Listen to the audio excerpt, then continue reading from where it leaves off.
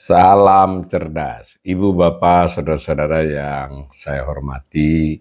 Sesi membaca berita dan sedikit komentar dari saya kali ini akan membacakan berita tentang BUMN, yaitu upaya membersihkan BUMN yang disampaikan oleh Presiden Prabowo. Saya pilih berita dari kompas.com ya, ada beberapa media yang memberitakan tentang hal ini. Nah, judulnya Prabowo perintahkan BUMN bersih-bersih. Saya mau kirim Kejaksaan dan KPK. Ditayangkan oleh kompas.com pada tanggal 29 September jam 15.49 sore ya. Ini ada gambar Presiden Prabowo pada saat pidato dalam acara puncak Munas 6 PKS ya di Hotel Sultan Jakarta, Senin 29 September 2025. Nah, beritanya begini. Presiden Prabowo menyebut bakal mengirim Kejaksaan Agung dan Komisi Pemberantasan Korupsi dalam rangka membersihkan perusahaan badan usaha milik negara ya BUMN dan mengejar oknum internal yang mengambil keuntungan dari BUMN. Pasalnya menurut Prabowo, semua aset negara yang dikelola BUMN jika dikumpulkan nilainya mencapai 1.000 miliar dolar Amerika Serikat atau setara 16.679 triliun ya. Nah, kalau kurs rupiah 16.667 ya hampir 17.000 triliun. Nah, dikutip langsung pernyataan beliau, ternyata kaget banyak di antara kita tidak menduga kalau kita kumpulin semua aset negara nilainya lebih dari 1.000 miliar dolar, kata Prabowo dalam pidatonya di acara Puncak Musyawarah Nasional ke-6 Partai Keadilan Sejahtera di Hotel Sultan. Nah, tetapi kepala negara mengungkapkan banyak birokrat yang pintar menyembunyikan aset tersebut, bahkan terus mengambil keuntungan pribadi meskipun perusahaannya rugi.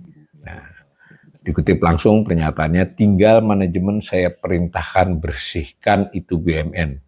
Kadang-kadang nekat-nekat mereka itu diberi kepercayaan negara, dia kira itu perusahaan nenek moyangnya, ujar Prabowo. Kita bisa membayangkan ya ekspresi Pak Prabowo kalau bicara tentang hal ini. Nah, dilanjut lagi nih kutipannya. Perusahaan rugi, dia tambah bonus untuk dirinya sendiri. Brengsek banget itu. Saya mau kirim Kejaksaan dan KPK untuk ngejar-ngejar itu. Bagaimana saudara, perlu dikejar atau tidak? Nanti dibilang Prabowo kejam, katanya melanjutkan. Nah, dalam kesempatan itu Prabowo juga menegaskan bahwa dirinya memberi kesempatan BUMN untuk bersih-bersih dalam kurun waktu 2-3 tahun. Dengan bersih-bersih itu diharapkan pendapatan negara dari sektor BUMN semakin meningkat sekaligus tidak akan terjadi defisit anggaran pendapatan dan belanja negara. Sebab keuntungan akan mengalir bersih ke negara. Kita kasih kesempatan BUMN dalam 2-3 tahun kita bersihkan, ujar Prabowo. Kalau dagang yang biasa harusnya hasilnya itu ya wajarnya itu 10% dari aset. Kalau aset kita 100 harusnya tiap tahun kita dapat 10%. Jadi kalau 1.000 miliar dolar, harusnya negara kita dapat 100 miliar dolar tiap tahun katanya lagi. Dengan kata lain, negara mendapatkan keuntungan harusnya sekitar 1.600 triliun rupiah setiap tahunnya. Dari 10% target keuntungan BUMN ini. Jadi saya kasih komentar sedikit ya, berarti kan dalam perhitungannya Presiden Prabowo yang dinyatakan di pidato ini, karena aset total BUMN kurang lebih 1.000 miliar dolar, hampir 17.000 triliun dalam pidato ini begitu kalau dikurskan. Kalau biasanya rata-rata usaha itu dapat keuntungan 10% dari aset, ya berarti dapatnya kan 1.600 triliun ya per tahun, ya, kira-kira begitu ya. Jadi, namun menurut Prabowo, jika keuntungannya tidak bisa mencapai 10%, maka ya seharusnya sekurang-kurangnya bisa 5% lah. Nah, 5% dari 1.600 kan berarti masih 800 triliun. Oke deh 5%. Ya, kalau 10% tidak bisa, oke deh 5%. Harusnya 50 miliar dolar kan berarti 800 triliun. Nggak defisit kita, kata ujar Prabowo. Ya, masuk akal ya, karena rencana defisit hanya di kisaran 680 triliun 2026 itu, ya sebutlah di 1-2 tahun lagi 800. Kalau ini benar ya bisa kan. Nah, tetapi sekali lagi Prabowo memberikan kelonggaran dengan angka keuntungan sebesar 3%. Jika 5% juga tidak bisa dicapai BUMN. Dengan catatan tetap diberi waktu selama 3 tahun. Enggak juga 5%, ya udah deh 3%. Ya, saya ulangi ya, enggak juga 5%, ya udah deh 5%. Enggak juga, tapi kita kasih target mereka itu dalam 3 tahun, kita tunggu. Kita tunggu hasil mereka, insya Allah akan mencapai yang kita harapkan, kata Prabowo. Nah, gitu ya pernyataannya, tapi saya kasih komentar sedikit. Pertama, ya kalau aset 1.000 miliar dolar tadi, 16.700-an triliun, mungkin Presiden Prabowo juga harus dapat laporan ya dari BUMN, dari aparatnya, dari menterinya, dari Danantara, sebenarnya berapa persisnya aset. Karena 1.670 triliun itu terlalu besar ya, saya kira saat ini tidak sampai segitu, ya kurang lebih 14.000 lah triliun aset ya. Lalu kalau perhitungan beliau 10%, ya ini betul ya 10%, lalu kalau nggak bisa ya 5%, lalu 3%. Ya maka ya berarti return on assetnya itu 3%. Ya kurang lebih kalau tadi pakai hitungannya itu ya tetap saja dapatnya kalau 1.600 itu 10% ya. Kemudian kalau 800 5%. Kalau 3% ya berarti kisaran berapa, 500-an triliun lah setahun ya.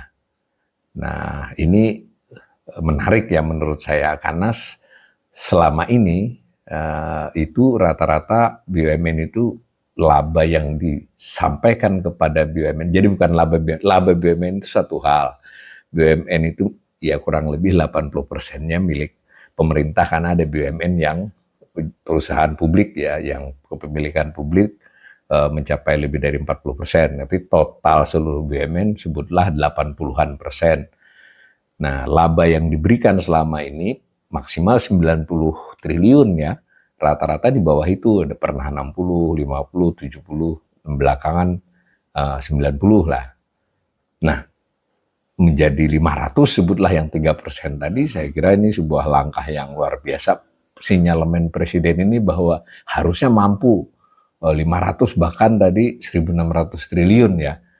Nah, saya kasih catatan bahwa pertama dulu yang dipastikan oleh Pak Presiden terhadap anak buahnya itu berapa sebetulnya aset, dan jangan hanya aset ya, tetapi juga utang dari BUMN tersebut. Dan hitungan bisnisnya kan tidak selalu dari aset, tapi juga dari hal-hal lain. Itu pertama, apa benar asetnya segitu, dan bagaimana dengan liability-nya, lalu ekuitasnya berapa.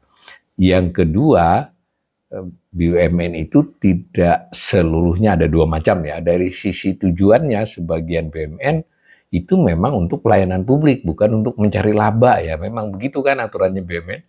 Ada yang memang untuk membuat barang-barang publik, bahkan usaha-usaha yang sektor swasta tidak jarang masuk, agar padahal itu diperlukan sehingga pemerintah melalui perusahaan BUMN itu bisa melayani publik. Jadi ada juga yang tidak orientasinya laba, tentu tetap harus cari laba dalam konteks kesinambungannya. Nah, yang ketiga itu ada aspek di mana Danantara ini dipastikan, Danantara yang diharapkan beliau, jadi dibersih-bersih ini melalui KPK Kejaksaan dalam hal membersihkan BUMN-nya. Hal lain adalah dia dikelola secara lebih profesional Kak, dengan Danantara. Tetapi secara APBN sejauh ini yang dapat itu Danantaranya, bukan APBN-nya. Jadi saya belum paham ini masih, mungkin Presiden mesti memastikan ke anak buahnya ya ini nanti Danantara mengembalikan ke APBN-nya bagaimana kalau berdasarkan format yang sampai hari ini dijelaskan ke publik dan dilaksanakan di dalam APBN 2025 juga APBN 2026. Ya betul ya, ini baru setahun, masih nunggu 2-3 tahun, kita tidak tahu. Tapi dari skema yang sekarang laba BUMN itu diserahkan kepada Danantara, sedangkan Danantara kepada APBN belum ada skemanya. Nah, itu dulu ya. Jadi selain tadi satu bahwa BUMN tidak seluruhnya untuk mencari laba, bagaimana ini memisahkannya, kan tidak seluruh aset bisa dihitung. Aset laba BUMN yang laba itu yang macam apa? Ya kan aset ada BUMN yang untuk pelayanan publik tentu harus dikecualikan kan dengan beban untuk mencari laba.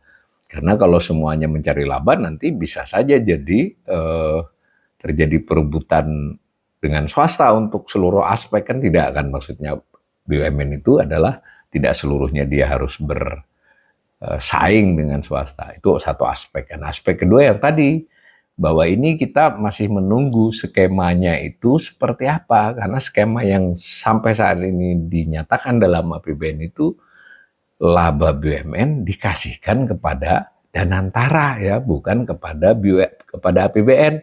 Si Danantaranya tidak ada skema, belum ada sejauh ini skemanya. Nah, bahkan di tahun 2020 nanti saja, yang tahun depan, itu malah masih ada penyertaan modal negara kepada Danantara ya, kepada BUMN melalui Danantara itu yang kemarin diketok di APBN. Nah, apakah nanti akan ditetapkan bahwa Danantara juga memberikan kontribusi ke APBN. Jadi saya kira ini perbincangannya masih panjang. Tapi mudah-mudahan maksud Presiden Prabowo membersihkan BUMN ini segera terrealisasi. Nah, yang kedua, bagaimana skemanya agar BUMN ini melalui Danantara atau bagaimana kembali kepada APBN menjadi pendapatan. Karena kalau 2 tahun ini 2020-2026 sudah ada Danantara loh ya. Itu tidak ada skema Danantara memberikan pendapatan negara bukan pajak, nggak ada. Malah adanya mengambil jatah yang dahulunya APBN diserahkan kepada Danantara. Kita tunggu kejelasan realisasi dari kemauan Presiden ini yang bisa diterjemahkan oleh jajarannya, anak buahnya, dan betul-betul bisa terwujud ya, mudah-mudahan.